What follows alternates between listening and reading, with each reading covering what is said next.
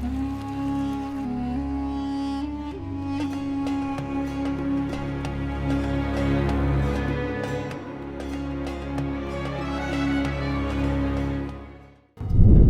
विराम के बीच जम्मू कश्मीर में परिवर्तन की लहर। कश्मीर की फिजाओं पर चढ़ता सनातन का भगवा रंग। कश्मीरी पंडितों की घर वापसी का समय। जन्नत की धरती पर उतरेगी संतों की फौज। जम्मू कश्मीर में लिखा जाएगा एक नया इतिहास। धर्म ज्ञान पर देखिए स्वामियों की ऐतिहासिक भविष्यवाणी। अब बात अगर मैं पहलगाम आतंकी हमले की करूं तो उसकी प्रिडिक्शन आपने की, वो हमने सत्यता की कसौटी पर हमें देखने को मिला। फिर ऑपरेशन सिंदूर के चलते जिस तरह से पाकिस्तान से बदला लिया गया, फिर सीज फायर की घोषणा हो गई। इन सब के बीच कहीं ना कहीं जम्मू कश्मीर जाने के लिए जो पर्यटक है वो डरे हुए। अभी भी वहाँ की खुली वादियों में एक दहशत का माहौल पर्यटकों में देखने को मिल रहा है। और इसी के चलते आलम यह है कि देश का संत समाज, जो बड़े बड़े आचार्य महामंडलेश्वर हैं, जो सदगुरु हैं, वो इस बात की मांग कर रहे हैं सरकार से कि आप जम्मू कश्मीर में जितने भी मठ मंदिर हैं, जो छोटे बड़े क्षतिग्रस्त हैं, वो आप हमारे अखाड़ों को दे दीजिए ताकि हम उसका रखरखाव कर सकें। मतलब जितने भी मठ मंदिर जो सरकार के कंट्रोल में है और जो कि गैर सरकारी, जिन पे अवैध कब्जा कर रखा है, उन सब को वो चाहते हैं कि वो सारी चीजें हमें सुपुर्द कर दिया जाए। क्या ये उचित है? अनुचित है ऐसा भी नहीं कहा जा सकता, लेकिन अखाड़ों के अंदर देना, रादर मैं ये समझता हूँ, मेरे व्यक्तिगत भावना से मैं कह रहा हूँ कि ये एक टेम्पल बोर्ड या देवस्थान बोर्ड बने, देवस्थान मंडल बने, जो भी नाम दें उसको, और सारे भारत देश के वो मंदिर एक उस देवस्थान मंडल में आए और उस मंडल को चलाने के लिए हम कॉपी ना करें कि मुसलमान अगर विरोध करता है अपनी चीजों को लेकर तो सेम हिंदू करे। हिंदू थोड़ा सा जागृत है, हिंदू पढ़ा लिखा है, हिंदू एडवांस सोचता है और ये देश मेजॉरिटी हिंदू का है। तो हमें वो व्यवस्था होनी चाहिए जहां पर इसका नियंत्रण पढ़े लिखे लोग, आईएएस आईपीएस लेवल के लोग करें। और एडमिनिस्ट्रेशन जो होता है किसी भी मंदिर मठ का रखरखाव, वो बहुत बड़ी चीज होती है। सिर्फ चढ़ावे को देख करके उसको अंदर ले लेना, ये तो मुझे लगता है कि आर्थिक हमारा स्वार्थ हो जाएगा। हम अपने देव स्थानों का पूरी तरह से संरक्षण करें, उसकी प्लानिंग करें, एग्जीक्यूशन करें, एडमिनिस्ट्रेशन ठीक हो, मैनेजमेंट ठीक हो, तो उसके लिए एक पढ़ी लिखी और सुदृढ़ टीम चाहिए। वो सारी सुदृढ़ टीम क्या अखाड़ों के पास है क्या, और उस मात्रा में है क्या?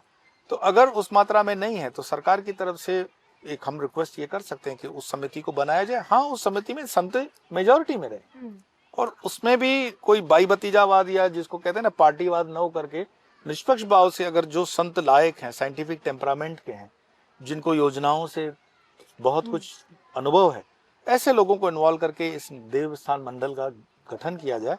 बाकी तो अखाड़ों में तो मतलब आप भी देख रहे हो आजकल क्या हो रहा है। एक जो समाज के अंदर इम्प्रेशन है कि हम एक दूसरे के मठ मंदिरों को सिर्फ ग्रैब कर रहे हैं, कब्जा कर रहे हैं, या उन मठ मंदिरों के लिए एक दूसरे की हत्या भी यदा कदा हो जाती है, सब जगह तो जनरली नहीं। तो वो चीज को अवॉइड किया जाए और धर्म को जितना साफ, ट्रांसपेरेंट और बिल्कुल स्वच्छ रखा जाए, पवित्र रखा जाए, वो देश हित में है, धर्म हित में है और समाज के हित में है। तो अगर जम्मू कश्मीर में हमें पंचदशनाम साधुओं की फौज अगर नजर आती है, वहाँ जम्मू कश्मीर की फिजाओं में अगर हमें संतों महात्माओं का मेला नजर आता है, जम्मू कश्मीर में अगर मठ मंदिरों के जीर्णोद्धार को लेकर एक सनातन की लहर दौड़ने को देखने को मिलती है, तो क्या आप क्या हम ये समझे कि इसी के चलते क्या जम्मू कश्मीर की रौनक वापस लौट आएगी? जम्मू कश्मीर की रौनक तब तक थी जब तक जम्मू कश्मीर के अंदर वो एक भाव जो बना हुआ था पंडितों और सबके, कश्मीरी पंडितों के निकलने के बाद आप समझ लो कश्मीरियत की आत्मा निकल गई। अब कश्मीरियत नाम की वहां रह गई। और जहां तक मेरी जानकारी है, जो मुझे बताया भी जाता है, जो लोग वहां घूमने फिरने जाते हैं, इस पहलगाम के बाद वाला भी जो इंसिडेंट हुआ, तो वो खुले मन से ऑफ द रिकॉर्ड बताते थे कि वहां का आदमी जो है कश्मीरी मुसलमान, वो तो आपके पैसे से ही जुड़ा हुआ है, वो आपके टूरिज्म से जुड़ा हुआ है। उसको पूछो तो फिर पंडितों को बुला करके रखते क्यों नहीं हो? कोई भी नहीं चाहता वहां पर पंडित आकर के रहे, वो सिर्फ आपके गांधी छाप नोट से इंटरेस्टेड है।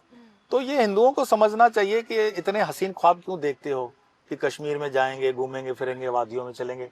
भाई आपका पंडित जो है आज भी बेघर होकर के घूम रहा है, उसको आने के लिए स्वागत नहीं है, तो आप वहां पर 1 रुपया भी खर्च क्यों कर रहे हो?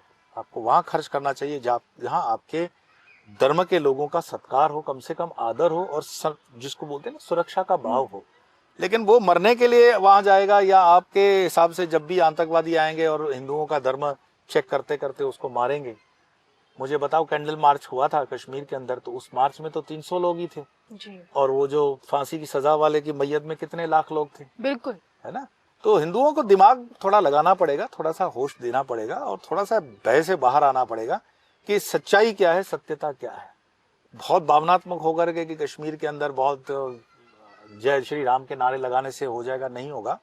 आपको एक नीतिगत योजनात्मक रूप से क्रियान्वित करनी पड़ेगी बातें कि पहले 370 जैसे हटाए, उसी तर्ज के ऊपर कश्मीर के अंदर आखिरी पंडित भी जो बाहर है, वो जब तक अंदर अपनी जमीनों को नहीं लेता है, कश्मीर की रौनक वापस नहीं तब तक वापस नहीं होगी। और अगर ये हम काम नहीं भी कर सकते हैं तो कम से कम उन जमीनों का आज भी कागज पे नाम पंडितों के नाम है, तो वो जमीन हमें दान में भी पंडित सेना को दे दें, वो जमीन सेना के हवाले कर दो और वहां पर सेना के लोगों को घर बनाने की छूट दे दो, तब मुझे लगता है कश्मीर के अंदर परिवर्तन होगा। बाकी परिवर्तन ठीक है, कैमरा पे अच्छा दिखेगा, बट वास्तव में नहीं होगा। सरकार की इच्छा शक्ति पर डाउट नहीं किया जा सकता है? 14 में पीएम मोदी जी आए थे तो लोगों में, कश्मीरी पंडितों में एक उम्मीद जगी थी कि भाई अब हमारी घर वापसी हो पाएगी। अब देखिए ना, 25 चल रहा है लेकिन अब तक घर वापसी का कहीं कोई नामो निशान नहीं है।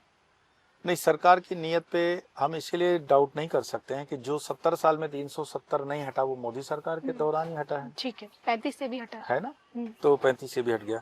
अब 370 है या 35 वाला कलम है, प्लस जो हाई दुनिया की सबसे ऊंची ब्रिजेस, इंफ्रास्ट्रक्चर, रोड वगैरह जो बना है, वो मोदी सरकार के 10 साल के कार्यकाल में हुआ है। अगर नीयत खराब होती तो ये नहीं होता। तो मोदी सरकार अब 70 साल का कचरा साफ करने के लिए 10 साल में कचरा तो साफ नहीं होगा, उस समय लगता है। कुछ हिम्मत पंडितों को भी दिखानी पड़ेगी। सरकार आपको थोड़ी 4 आदमी बंदूकदारी दे देगा जो आपकी सुरक्षा में लगा देगा, नहीं नहीं। आपको वो भावना होनी चाहिए कि अगर आप कश्मीरी खुद को कहते हो, कश्मीरियत का नाम बोलते हो, तो आप जाओ, अंदर रहो और संगठनात्मक रूप से जिन घरों में है, सरकार ने आपको प्रोटेक्शन दिया हुआ है, तो आपको कौन रोक रहा है? लेकिन चूंकि वो बाहर अपने आप को ज्यादा कंफर्टेबल जोन में देख रहे हैं, विदेशों में भी कश्मीरी हैं, मैं देखता हूँ गुजरात के अंदर भी कई कश्मीरी हैं जो ऊंचे पदों पर हैं, सरकार ने राहत दे करके तब उनकी मदद की थी। वो अपने कंफर्ट जोन से बाहर आकर के कश्मीर में जाना ही नहीं चाहते। यानी कि ये लोग अपने खुद के घर में नहीं जाना चाहते। नहीं, रोक कौन रहा है? उनकी जहाँ से उनकी रूट्स हैं, रोक कौन रहा है उनको जाने के लिए? रोक कौन रहा है? कहीं आपने पढ़ा है बोर्ड लगा हुआ है कश्मीरी? वहाँ का डर का माहौल। अब डर किस बात का है? अब तो फौजियां आपकी खड़ी हैं, अब तो हिम्मत के कोई कैप्सूल थोड़ी होते हैं कि डर का माहौल। स्वामी जी, देख, डर का माहौल नहीं होता तो पहलगाम नहीं होता। नहीं, डर का माहौल होता तो पहलगाम में हिंदू टूरिस्ट घूमने नहीं गया होता। डर का माहौल है तो जा रहे हैं क्या? ट्रेन में तो जा रहे हो, ऊंचे टूरिज्म कर रहे हो। तो ये इंसिडेंट तो क्या होता है कि आपका एक प्लान करके डराने के लिए किया गया है, वहां डर है, ऐसी बात नहीं। अगर मुझे लगता है कि आज भी पंडित एकजुट होकर के अपनी अपनी जगहों को लौट जाएं, और मैं फिर कहता हूं अगर नहीं लौट सकते हो तो नियत साफ रख के वो जमीन आप भारतीय सेना को दे दो, तो सैनिकों को, एक्स आर्मी मैन को वहां सेटल कर दो। आपके तो हाथ में वैसे भी वो जमीन नहीं है जी। तो ये 2 रास्ते से कश्मीर ठीक हो सकता है। और मैं मानता हूँ कश्मीर ठीक करने के लिए कभी कभी जब जख्म बहुत गहरा हो जाए तो उसमें फिर दवा भी उसी प्रकार की लगती है। आप हल्दी लगा करके जख्म ठीक नहीं कर सकते।